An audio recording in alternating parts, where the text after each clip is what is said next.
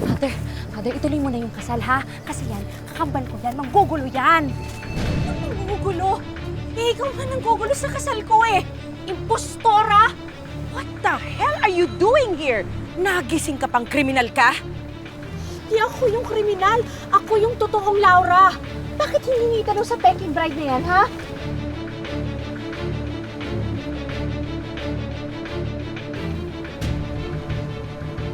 Hindi ko alam yung sinasabi mo. Umuwi ka na. Pinlano niyo nang patayin ako para agawin yung buong buhay ko. At nung hindi ako namatay, finrame up niya ako para ako yung magmukhang kriminal. Anak, itigil mo na to. Tigilan mo na yung kasinungalingan mo. Kung talagang ikaw si Laura, patunayan mo nga, kumanta ka. Ano? Kanta! O, di ba hindi ka makakanta?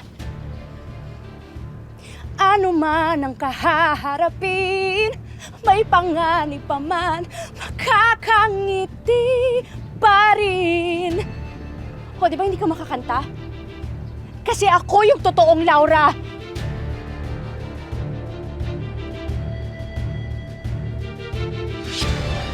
Hindi kasi Laura.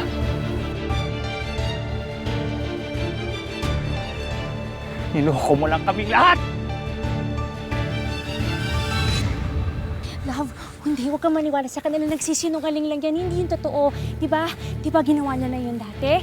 Di ba niloko niya na tayo? Ginagawa lang niya ulit ngayon yun para talagang hindi matuloy yung kasal natin. Father, sige, natuloy mo na yung kasal namin. Hayop ka! Kaharap mo yung Diyos, daladala yung kasinungalingan mo. Kung hindi ka naman talaga demonyo, ha? Sulutara ka! Mamahagaw ka! Ha? Puputan! Para sa kasinungalingan mo! Para sa pagtakapagpatay mo sa akin at yan! Para sa pag-agaw mo sa buhay ko! Mga anak, tama na yan! Tama na, love! Kene! Ano? Kene! Demonyo ko, diba? Hindi naman tagatingin niyo sa akin? Ay, totohanin natin to! Push na natin to! Ken, pag hindi mo ko pinakasalan, itong ulo na to, diretso sa impyerno tong kakambal ko! Lisa. Nay! Bitawan mo ako! Bitawan mo ako! Lisa, please, tama na. Kapatid mo yan! Kakambal mo yan! Wala akong pakialam! Ha? Wala nang kurungan to! Pasensyahan na lang tayo! Tumigil ka! Anak, tama na!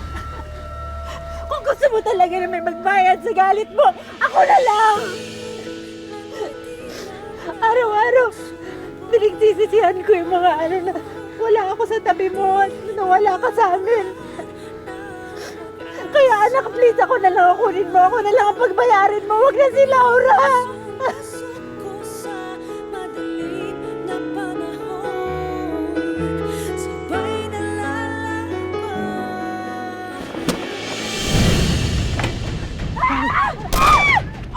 Tita! Ay! Nay!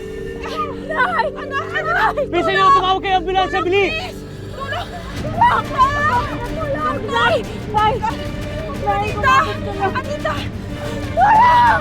Oh my God! Tulong! Please, tumawag kayo ng ambulansya! Nay! Nay, Diyos ko, akala ko mawawala ka na sa akin eh. Hindi ako pwedeng mawala, anak.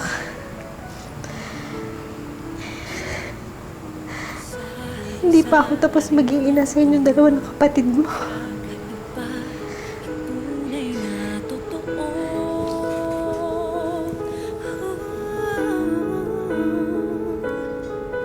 Masaya at makulay, may matututunang aral ng buhay. Dati, mga pokpok tayo. Ngayon, mga mukosa na. Sorry ah.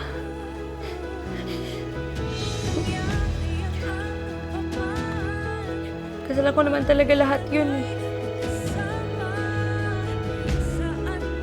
Kung mababalik ko lang talaga ng oras sa so wala na yun. Paano yung sarili kong pamilya? Nalikuran na rin ako. sorry ah. Sorry talaga, nadamay ka. Wala ka dapat dito eh.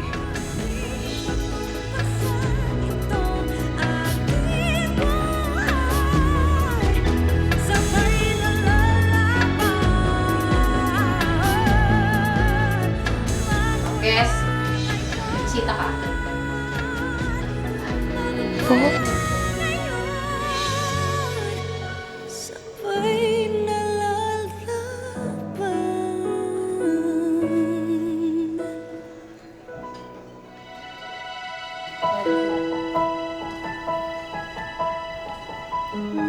Nay! Laura! Nay!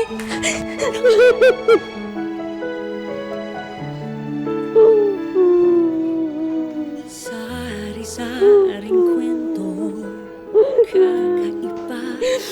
Sorry talaga. Kasalanan ko lahat ay naging makasarili ako. Hindi ako naging mabuting anak tsaka kapatid, Nay. Sorry talaga. Kasalanan ko lahat, Nay. Sorry, Nay.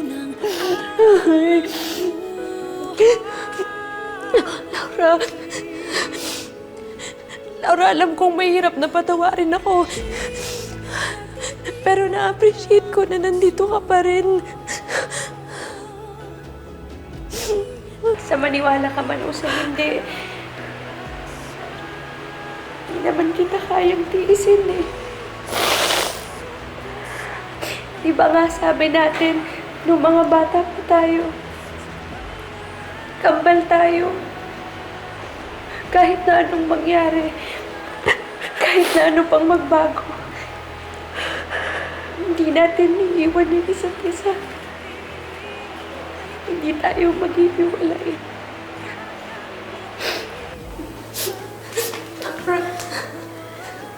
Sorry. Alam mo, sorry. Sana mapatawad niyo pa rin ako. Sana mapatawad mo pa rin ako. Sorry talaga. Sa tuwing ka.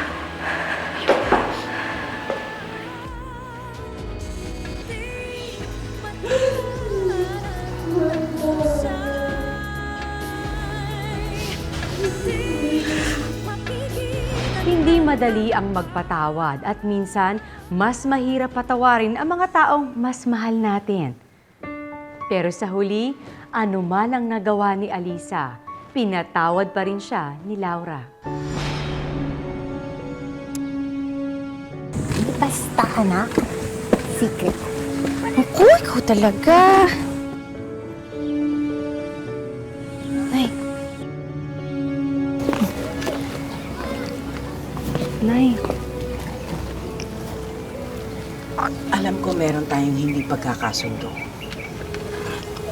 Pasensya ka na sa mga nagawa ko at nasabi ko, Laura. Pero ngayon nakikita ko na kasi na mahal mo talaga yung anak ko. Kaya tinatanggap na kita. At gusto ko maging masaya kayong dalawa ni Kenneth. Salamat po.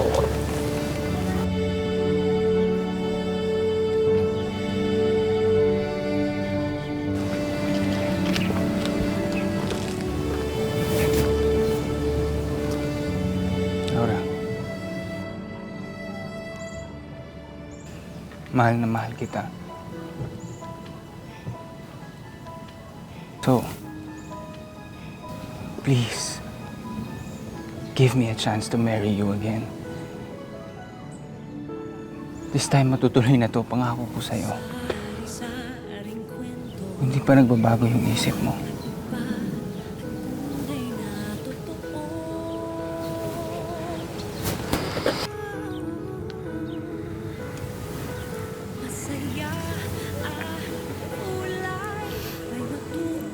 Laura, my love.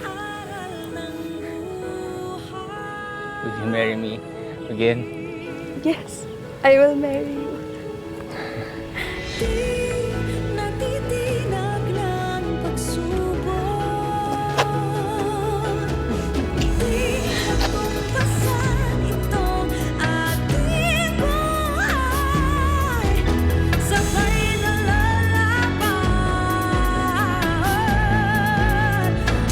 Maraming salamat sa pagsama sa ating istorya sa Tadhana. Nakaka-relate ka ba sa ating mga bida? Nako, i-comment mo na yan para sa iba't ibang kwento na punong-puno ng pag-asa at inspirasyon.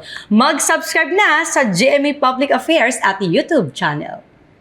I-click na rin ang bell button para lagi kang updated sa pinakabagong storya ng Tadhana.